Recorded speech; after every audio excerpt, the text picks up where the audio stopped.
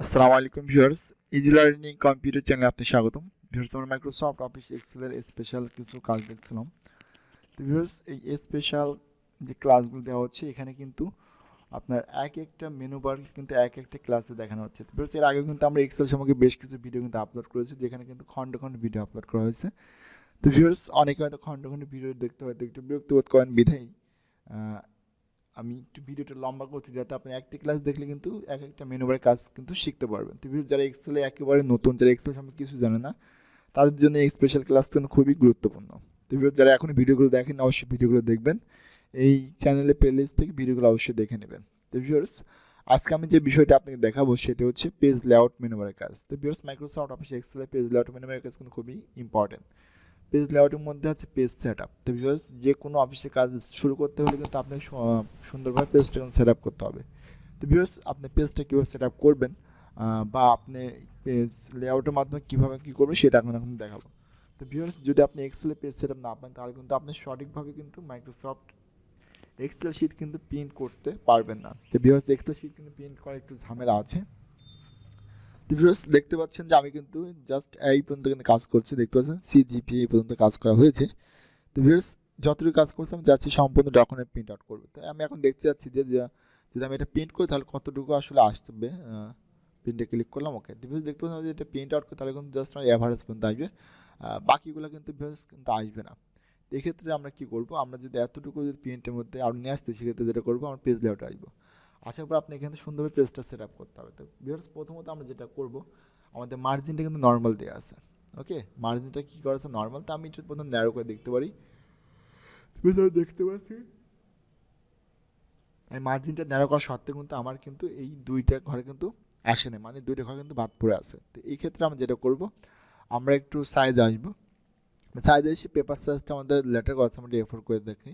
তো দেখেন A4 করা সত্ত্বেও কিন্তু আমাদের এই এভারেজ পর্যন্ত আছে, সাইডে কিন্তু কোনো জায়গায় কিন্তু বৃদ্ধি হচ্ছে না। তো ভিউয়ার্স, এরপরে আপনি যেটা করতে পারেন, যদি আপনি সাইডের জায়গাটুকু আপনি ফিল আপ করতে চান, জাস্ট আপনি এখানে দেখতে পাচ্ছেন স্কেল লেখা আছে। কী লেখা আছে? স্কেল। জাস্ট আপনি এখান থেকে স্কেলটা একটু কমাই দিলে কিন্তু দেখতে পাচ্ছেন এটা কিন্তু চলে আসবে। এখন আপনি প্রিন্টে যান, এখন কিন্তু আপনি খুব সহজে কিন্তু এটা প্রিন্ট আউট করতে পারবেন। ওকে, আচ্ছা ভিউয়ার্স, এখন বিষয় হচ্ছে আমরা স্কেলটা 100 রাখি। স্কেলটা জাস্ট আপনাকে বোঝানো হয়েছে। এখন ভিউয়ার্স, এখানে আমাদের আছে অরিয়েন্টেশন। তো ভিউয়ার্স, অরিয়েন্টেশন কত প্রকার? দুই প্রকার, একটা হচ্ছে প্রোট্রেট, একটা হচ্ছে ল্যান্ডস্কেপ। তো ভিউয়ার্স, প্রোট্রেট মানে লম্বালম্বি। যদি আমি প্রোট্রেটটাকে অবশ্যই কোনো শিট প্রিন্ট আউট করি, তাহলে কিন্তু এটা পেজে লম্বালম্বি প্রিন্ট আউট হবে। আর যদি এটা আমি ল্যান্ডস্কেপে, তাহলে কিন্তু এরকম হবে। দেন প্রোট্রেট লম্বালম্বি, ল্যান্ডস্কেপ মানে আড়াআড়ি। বোঝা গেছে? তো আমাদের এটা ল্যান্ডস্কেপে তাহলে দেখতে পাবেন এখানে যে মার্জিনটা আছে, মার্জিনটা কিন্তু সাইডে আর অনেকটা জায়গা নিয়ে নিচ্ছে। ওকে, তার মানে কি আমাদের পেজটা কিন্তু চড়া হয়ে গেছে। বোঝা গেছে? এবার যদি আমি এটা কিন্তু প্রোটেক্ট করি, তাহলে কিন্তু এটা আমার আগের অবস্থায় ফিরে আসবে। তো ভিউয়ার্স, এই পেজ সেটআপ কিন্তু খুবই গুরুত্বপূর্ণ। এরপর ভিউয়ার্স যেটা আছে সেটা হচ্ছে প্রিন্ট এরিয়া। তো প্রিন্ট এরিয়াটা আসলে কি? আমি যতটুকু কাজ করছি, আমি চাচ্ছি যে এর মধ্যে আমি জাস্ট নির্দিষ্ট কয়েকটা লাইন আমি প্রিন্ট আউট করবো। এই জন্য জাস্ট আপনি সিলেক্ট করবেন যতটুকু দরকার, আপনি কিন্তু সিলেক্ট করবেন। সিলেক্ট করার পর জাস্ট প্রিন্ট এরিয়া আসবে, আশেপাশে জাস্ট সেট প্রিন্ট এরিয়া করেন, তাহলে দেখতে পাচ্ছেন আমার কিন্তু এতটুকু কিন্তু মার্ক করা হয়ে গেছে। এখন যদি আমি প্রিন্টে যাই, তাহলে কিন্তু দেখতে পাবেন জাস্ট অতটুকু কিন্তু প্রিন্টে আসছে, অর্থাৎ 4 পর্যন্ত আসছে, বাকিগুলো কিন্তু প্রিন্টের মধ্যে আসে নাই। বাস আপনার কাজ করা শেষ। আপনি আবার পেজ লেআউটে ফিরে আসবেন, আসার পরে প্রিন্ট এরিয়া আসবেন, আসার পরে ক্লিয়ার প্রিন্ট এরিয়া করে দেন। তাহলে কী হবে, আপনার ওই এরিয়াটা বাদ হয়ে যাবে। আর আপনি আবার অ্যাড প্রিন্ট এরিয়া করেন, তাহলে এর সাথে আপনি আরও কিছু অ্যাড করতে পারবেন। তো আমি জাস্ট এখান থেকে ক্লিয়ার প্রিন্ট এরিয়া করে দিলাম, মানে কি ওই প্রিন্ট এরিয়া আমি আর রাখলাম না। এরপর ভিউয়ার্স যেটা আছে সেটা হচ্ছে ব্রেক। তো ভিউয়ার্স, ব্রেকের কাজ হচ্ছে ভাঙা। তো আমি জাস্ট এখানে কার্সারটা রাখলাম, এখন আমি জাস্ট ব্রেকে ক্লিক করলাম। দেখেন এখানে insert break, remove break, reset all break. তো আমি জাস্ট ইনসার্ট ব্রেকে ক্লিক করলাম, পেজ ব্রেক। ভিউয়ার্স, দেখতে পাচ্ছেন আমার কিন্তু একটাই পেজ ছিল, কিন্তু পেজটা কিন্তু এখন 4টা খণ্ডে কিন্তু খণ্ডিত হয়ে গেছে। এখন যদি আমি প্রিন্টে আসি, প্রিন্টে আমি আসলাম, ভিউয়ার্স দেখতে পাচ্ছেন এখানে কিন্তু জাস্ট আমাদের একটা অংশ আসছে, আমার পেজটা কিন্তু 4টা হয়ে গেছে, দেখছেন? এই কিন্তু চারটা পেজ হয়ে গেছে। আচ্ছা, আপনি এই পেজ ব্রেক রাখতে না চাইলে পরে আবার এখানে আসবেন, আসার পর just remove page break click করেন, এটা কিন্তু আবার আগের অবস্থায় রিসেট অল পেজ ব্রেক, আবার কিন্তু সব কিছু আগের অবস্থায় ফিরে আসবে। এরপর ভিউয়ার্স, এখানে ব্যাকগ্রাউন্ড দেওয়া আছে। তো ব্যাকগ্রাউন্ডটা কি, আমি চাচ্ছি যে এই যে আমাদের শীটটা আছে, আমার শীটের ব্যাকগ্রাউন্ডে আমি একটা ছবি অ্যাড করবো। এই জন্য জাস্ট ব্যাকগ্রাউন্ডে আসবেন, আসার পর আপনি জাস্ট ছবিটা দিবেন, ওকে করুন। তো ভিউয়ার্স দেখতে পাচ্ছেন আমাদের কিন্তু এই ছবিটা কিন্তু ব্যাকগ্রাউন্ডে কিন্তু চলে আসছে। ওকে, কিন্তু ভিউয়ার্স আপনি যেখানে প্রিন্টে আসেন, আমি একটু বিষয়টা দেখাই, যদি আপনি প্রিন্টে আসেন তাহলে আপনি দেখতে পারেন যে এখানে কিন্তু প্রিন্টে অপশন কিন্তু আপনার কোনো কিছু দেখাচ্ছে না। ওকে, জাস্ট আমরা এটা এখান থেকে রিমুভ করে ডিলিট করে দিলাম। এরপরে ভিউয়ার্স টাইটেল, প্রিন্ট টাইটেল এটা আসলে খুব একটা দরকার হয় না। এরপর যেটা আছে সেটা হচ্ছে অটোমেটিক, অর্থাৎ ওয়াইড হাইট, অর্থাৎ রোর হাইট ওয়াইট কিন্তু সবসময় আমরা অটোমেটিক লাগবে, অর্থাৎ আমরা যখন যেরকম করবো তখন সেরকম বড় হয়ে যাবে।